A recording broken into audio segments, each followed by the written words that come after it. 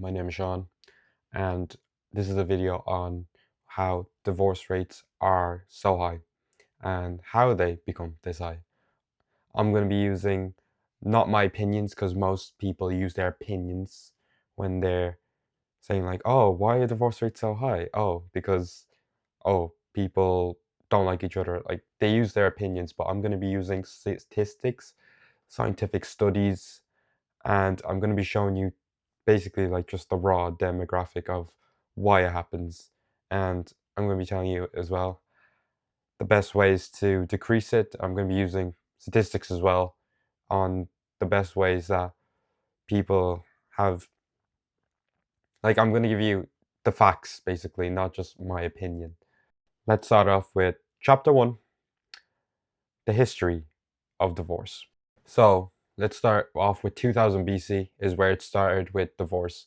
Divorce was mostly in Mesopotamia, which is a region in Israel, and they only allowed divorce mostly for men, women with some exceptions, but women didn't gain the right up until like later in the year. But mostly it was for men, and they were allowed to have divorce. Then in ancient Egypt, divorce was relatively common, like amongst others, like men or women could divorce either one, and this would primarily be focused on like the property and like the custody of the couple.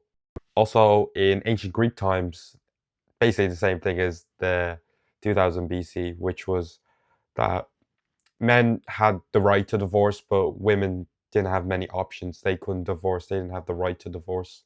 So it was mostly frowned upon between like divorce between like the ancient Greek times. It was very frowned upon, but it was an option and men had the opportunity to do it. I'm going to talk about the religious influence. So I'm talking about Christianity here because I'm a Christian. And divorce, like in the Bible, divorce was very, very frowned upon. Like they didn't want people to be divorcing. They wanted like a marriage with a lifelong commitment. And divorce wasn't really an option. But with some exceptions, like you can get divorced. But like the Bible doesn't recommend it, but you can divorce. Like it's a possibility when you're Christian. Jump to the 19th century, where divorce it was legalized in many Western countries, but it was very frowned upon, and it was just like people wouldn't do it, and they would just get judged by it. But the most common ways people divorced during that age was like adultery, harassment, or abandonment. Okay, part two. I'm going to give you the statistics on how divorce rates are higher over the years. I'm going to show you a study from the National Library of Medicine which shows the rise in divorce and cohabitation. And in the late 1970s in the UK, about 25% of women living with a partner had already been divorced. Divorce was becoming normal, as you can see, and it started changing how people approach relationships. Cohabitation came after as a way to live together without jumping straight into marriage. So it just shows like the increase during like after the World War II, the increase of like the percentage of women that are getting married that are divorcing men because of like the war times. It wasn't it wasn't World War II anymore. They didn't have to stay in the house. Like they had options. Let me show you another study, which I'm going to pop on the screen right here, which is from the 3C Family Services. It shows why divorce rates are so high. I'm going to show you a table which shows the divorce rates, and it shows in 1960s there are only 9 divorces per 1,000 married women. By 1980s, it's more than doubled, so 22 per 1,000 women. Now it's around 14.4 per 1,000. But again, grey divorces after 50 have doubled in recent decades. So divorce has divorce has risen, but mostly by like older generation. I'm going to show you another study from the National Library of Medicine, which shows the most common way people divorce. So the most common way is major contributors in divorce were lack of commitment, infidelity, and conflict and argument. The most common like reasons were domestic violence and substance abuse. More participants blamed their partners than blamed themselves for the divorce, so they thought like it wasn't their fault, even though it could have been their fault or no. I'm going to show you the ways to reduce divorce. This is not my opinion. I'm only a young guy. I'm only a guy on the internet who yaps. But I'm going to show you the studies which show this. So, number one is religion. Religion in the prominent household has been very, very, very a major contributor to reducing divorce. Since you're following a Bible text, you're listening to, let's say for Christianity, for example, you're listening to the God's word and you're listening to what God's intentions are for you, because and God and Jesus' intentions are for you. In the Old Testament, it's God. In the New Testament, it's Jesus. So you're looking at the you're looking at the book and you want to it shows a clear message. You want to commit as many you don't want to commit as many sins as possible, for essentially. Even I'll show you even a quote from the Bible which shows lust, okay? By Samuel, 2 Samuel verse 11, which shows one evening David got up from his bed and walked around on the roof of the palace. From the roof he saw a woman bathing. The woman was very beautiful, and David sent someone to find out about her. The man said, "She is Bathsheba, the daughter of Elam, and the wife of Uriah the Hittite." Then David sent messengers together. She came to him, and he slept with her. Even it shows like this powerful king. Like in the Bible, his name is King David, and he was pulled more towards lust.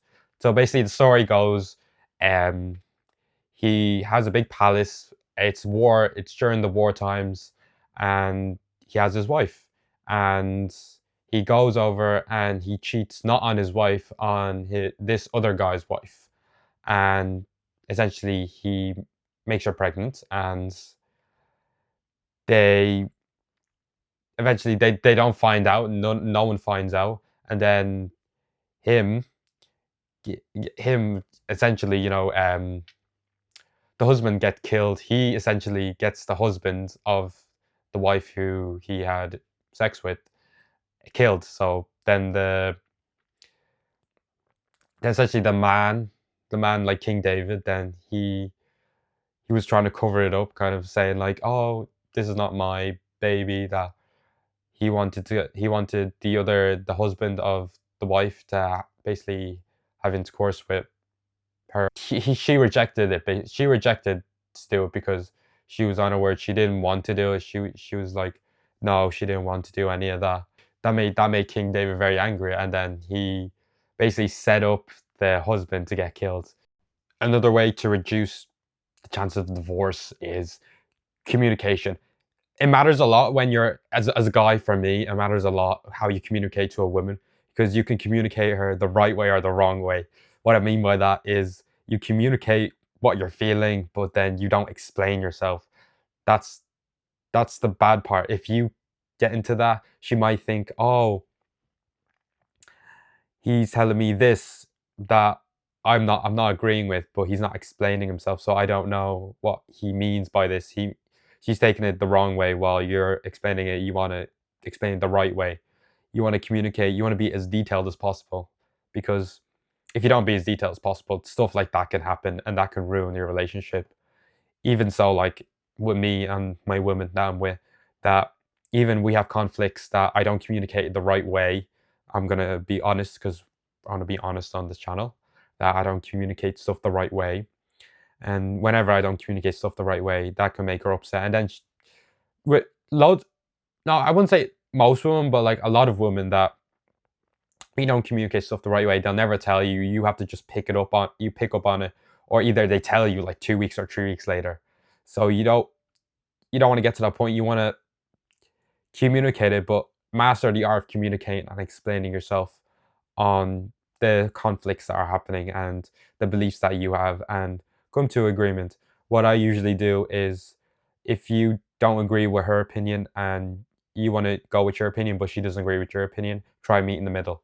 Meet in the middle, what I mean by is, okay, for example, let's just say that she doesn't agree on the masculine and female dynamic. So the masculine dynamic is the man's masculine, he provides for the women, he makes the women feel comfortable, and the woman doesn't work.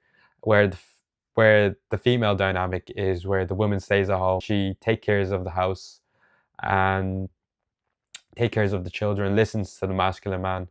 Where this disagreement could come about is she's could be more on the masculine side, where she doesn't want to be a stay-at-home mom. She wants to work, and the masculine man doesn't agree with that because the masculine man wants a feminine woman. That's where conflicts can happen, and for that, you want to try meet in the middle. But even with that, that's very difficult because of what you want. If you want a feminine woman, then there's no point of being with a masculine woman. There's like you're not gonna agree on most things, and even if you do agree, then you you want a feminine woman. You were pulled towards a feminine woman. You'll just lose attraction because she's more masculine, and she's like, oh, she's an independent girl. She wants to do what she wants, and she doesn't want someone like you to tell her. That's just an example. Like, take with a grain of salt. That's an example of how like bad communication and yeah, if you don't communicate with your partner, then stuff like that can happen, you know? You don't communicate right off the bat. Be like, if you don't know that she's a masculine woman, then you could end up in a situation where like, oh, you wanted a feminine woman all this time, but she was a masculine woman, and then you're like, oh crap, how do I explain it to her? You're kind of in that pickle of what do I do and how do I approach this and how do I get out of this? Because obviously you don't want to stay with a feminine woman, stay with a masculine woman if you're looking for a feminine woman. Doesn't make sense. Okay, that's what I have on divorce rates and what I've learned about the rise of divorce backed up by studies. I've been looking at papers. I've been researching a lot about this topic. And if the advice helps, take the advice. If it doesn't help, then don't take the advice. I'm just a guy on the internet who wants to learn more about this topic of relationships and having a marriage ready fulfilled relationship. So take it with a grain of salt. And hopefully you got any advice from this. Like if you gained any advice from this. And yeah, hopefully you guys have a good day and see you guys.